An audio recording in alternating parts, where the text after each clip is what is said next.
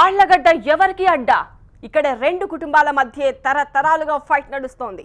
ఈసారి యువతరం political entry ఇచ్చింది. ఫ్యాక్షన్ గడ్డలో ఈసారి పోరు రసవత్తరంగా మారింది. మంత్రికి మళ్లీ ఛాన్స్ ఇస్తారా లేక వారసునికి పట్టం కడతారా? ఆళ్లగడ్డలో యువతరం రాజకీయాల్లోకి వచ్చింది. కానీ ఫైట్ మాత్రం హై వోల్టేజ్ క్రియేట్ చేస్తోంది. మంత్రి అఖిలప్రియ, గంగుల బీజేంద్రనాథ్ రెడ్డి పోటీ పడుతున్నారు. ఈ ఇద్దరు నేతలు ఇప్పుడు తొలిసారి ఎన్నికల ప్రచారంలో పాల్గొంటున్నారు.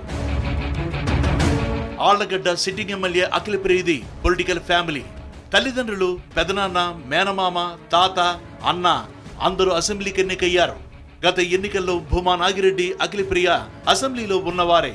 తల్లి శోభా నాగిరెడ్డి మరణంతో వచ్చిన ఉప ఎన్నికల్లో అఖిలప్రియ ఏకగ్రీవంగా ఎన్నికయ్యారు. తండ్రి నంద్యాల ఎమ్మెల్యేగా ఉన్న భూమా నాగిరెడ్డి మరణంతో అనుకోని పరిస్థితుల్లో మంత్రి అయ్యారు. వైసీపీ అభ్యర్థి గంగుల బీజేంద్రనాథ్ రెడ్డిది కూడా పూర్తిగా రాజకీయ కుటుంబం. తండ్రి ప్రభాకర్ రెడ్డి ఎమ్మెల్సీ, పెదనాన్న ప్రతాప్ రెడ్డి ఎమ్మెల్యే, ఎంపీగా పనిచేశారు. ఇక పార్టీల వారీగా చూసుకుంటే ఆళ్లగడ్డ నియోజకవర్గం మొదటి నుంచి భూమా, గంగుల మధ్య ఆధిపత్యం నడుస్తోంది. 3 దశాబ్దాలుగా భూమా, గంగుల కుటుంబాల మధ్య రాజకీయ ఫ్యాక్షన్ కక్షలున్నాయి. తొలిసారి వారి వారసులు ప్రత్యక్ష రాజకీయాల్లోకి పోటీ పడుతున్నారు. ఇద్దరు 30 ఏళ్ల వయసు వాళ్లే. మంత్రిగా అఖిలప్రియ అవినీతికి పాల్పడ్డారని వైసీపీ ఆరోపిస్తే చేసిన అభివృద్ధి గెలిపిస్తుందని టీడీపీ ధీమాగా ఉంది. ఓటర్ల నుంచి మంచి స్పందన వస్తుంది. మేము గత 6 నెలల నుంచి రావాలి జగన్, కావాలి జగన్ అంటూ ప్రతి గ్రామం వెళ్ళాం, ప్రతి మండలం తిరిగాం, ఈ తాలూకా అంతా తిరగడం జరిగింది.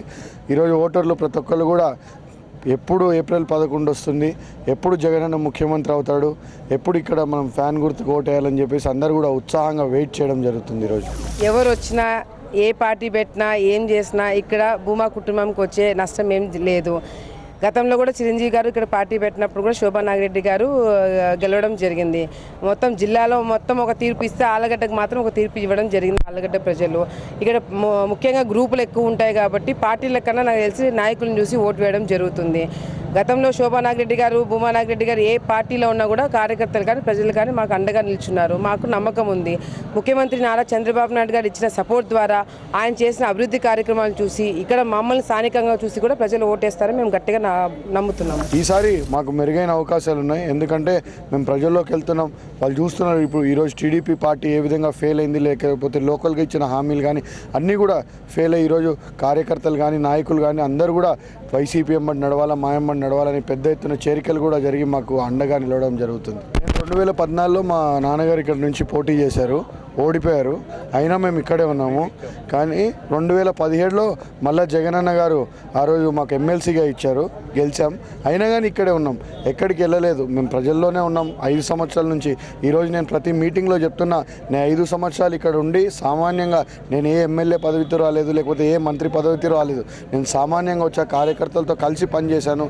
కార్యకర్తలు అందరూ ఈరోజు సాటిస్ఫై అయ్యి వాళ్ళు నన్ను ఆశీర్వదించడంతోనే ఈరోజు జగన్మోహన్ రెడ్డి గారి దృష్టిలో కూడా నేను పడడం జరిగింది. ఆయన అవకాశం ఇవ్వడం కూడా జరిగింది. అందుకోసమే ప్రజలు కూడా ఈరోజు మాకు ఇంత పెద్ద ఎత్తున మద్దతు కూడా ఇవ్వడం జరుగుతుంది. దూరం ఏం కాలేదండి, వాళ్ళ ఆశీర్వాదాలు ఎప్పుడు మాకు ఉంటాయి.